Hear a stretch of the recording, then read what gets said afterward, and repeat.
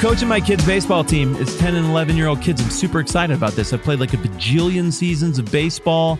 I even played some seasons of men's softball as a concession. It was actually more fun than I would have expected it to be. It's just a beautiful game. The sport is my first love.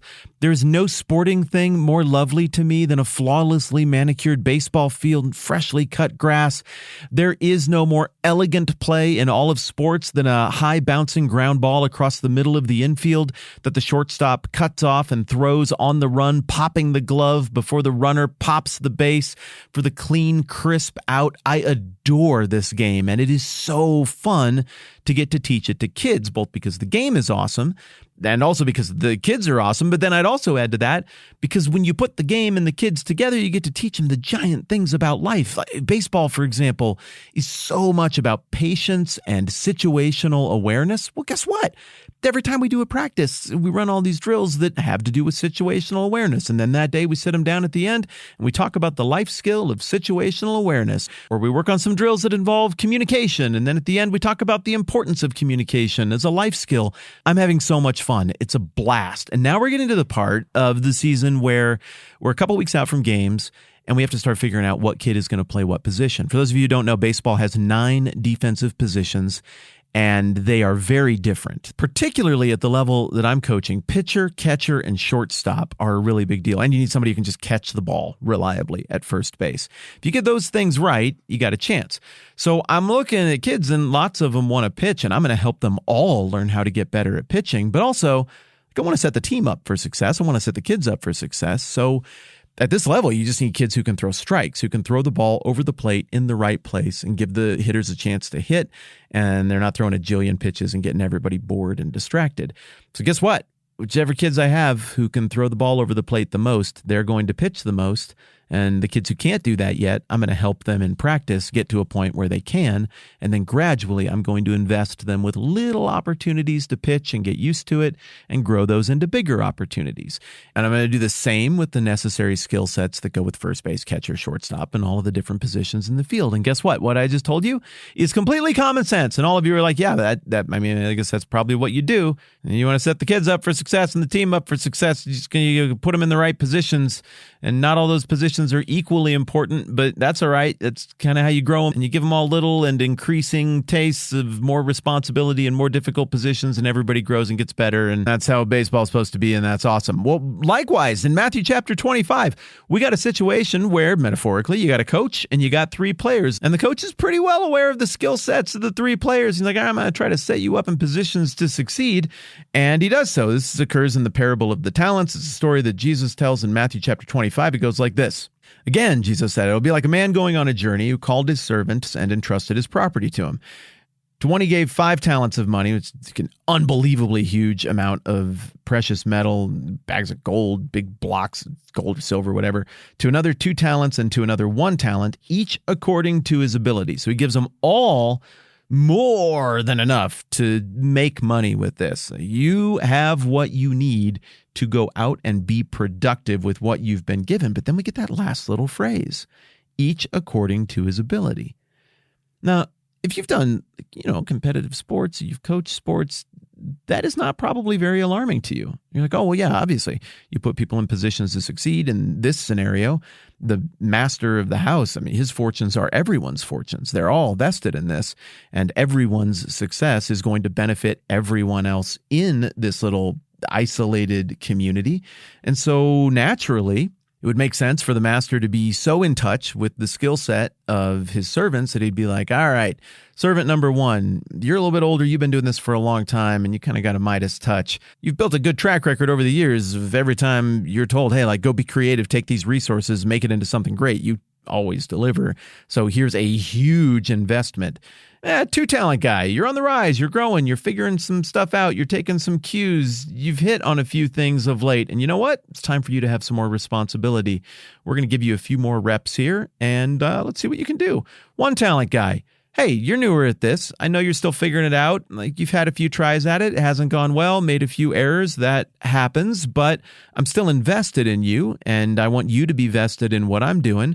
Look, I'm not going to take a gigantic risk and put undue pressure on you and potentially absorb a hit that could hurt all of us, but I do want to raise you up into somebody who can play this position, play in this role. Here's one talent that's still more than enough to do something really productive. Let's see what that draws out of you. I say again, my guess is that for most of you right now, you're like, yeah, great. That makes perfect sense. It's awesome. But I also know that there is a competing ideology that has been somewhat popular in some global circles for the last 100+ years. And that is the ideology that says, what? Each according to his ability. What do we mean by that exactly? That sounds a little discriminatory. Like, why are we differentiating between these skill sets? We shouldn't be evaluating people based on what they're good at or not good at. What the master should do, if he were truly enlightened and fair, is he gives everybody the exact same amount, and then whatever happens, happens, and any failure is actually the master's. In fact, even that phrase, each according to his ability, is one that was popularized. It was used before he popularized it, but it was popularized by the ultra-famous philosopher Karl Marx in Germany in the 1870s. He had this moral economic maxim that he often repeated, and that has been often repeated since by those who think his ideas were good. It goes like this: from each according to his ability, to each according to his needs. And what he's talking about here is a utopian idea of how he imagined a society could be, in which the government owns all of the means of production and ultimately assigns roles the same way a coach might assign players positions on a team.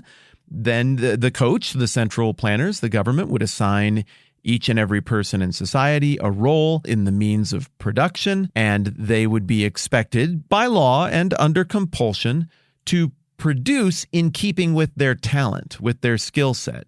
So Marx acknowledges that people have different talent, and if you have more, you would be expected to do more and give more and contribute more to this centrally planned project. But then the second half of Marx's axiom, to each according to his needs, means that after we have used the labor of all of the people to produce things through central planning, then the central planners, now with all the stuff that has been produced, food, resources, whatever, housing, they look around and they're like, all right, well, who needs what? And we're going to dole that out at our central planning office's discretion based on what we think each person needs. I don't know. Sometimes in our conversations, I try to do this thing where I'm like, well, I don't know. You got this idea and that idea, and here's why people think this, and here's why people think that. Every now and then an idea comes up that I have so much disdain for that I just have to hope that you and I can like each other if we disagree on this one, but I don't even want to hide my opinion. This sounds nice, but it's murderous and awful. I don't like communism. I don't like slavery. I don't like it when individuals try to enslave other people. I don't like it when governments try to enslave people. I think it's evil and wrong whenever it happens. In this institutionalized version where you put lipstick on it by acting like it's going to be some kind of utopian outcome, and the central planners, they'll get everything right. It doesn't have a good historical track record, and I'm not on board with the ideology that underlies it. Now you know my biases. Maybe you see it differently. Maybe you have reasons that you like Marx's ideas better. Like, whatever, I really do think we can get along, but now you know exactly where I'm coming from. The point of the conversation today is not for me to get the opportunity to say that I don't like communism very much. That was cathartic because I don't like communism very much.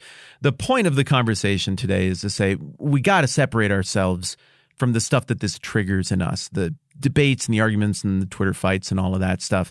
Nobody in the original audience was looking at this and being like, it just doesn't seem fair or right. Everyone in the original audience, and I think all of us even now, heck, I even think Karl Marx would acknowledge, based on the statement, each according to his ability, that we're at different places in our development, and the intelligent manager, be it hopefully a baseball coach or the wealthy owner of an important house way back in the day, that any intelligent leader is going to look at the skill sets of the people he's working with and put them in positions to succeed, and also be always having an eye for helping to develop the skill set of people in their care to bring them along to a place where they can handle more responsibility.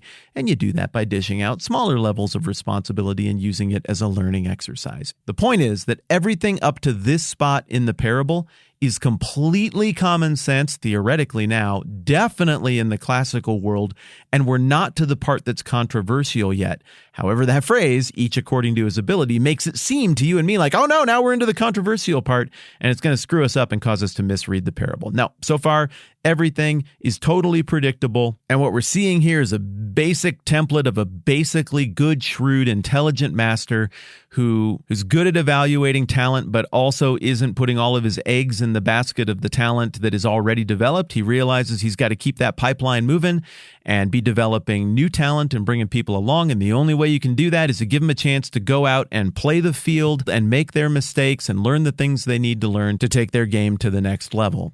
Spoiler, like just cheating ahead here for our next couple of conversations. With that in mind, we better understand why the master's reaction to the third, the one talent guy, is so harsh. It's, I gave you responsibility.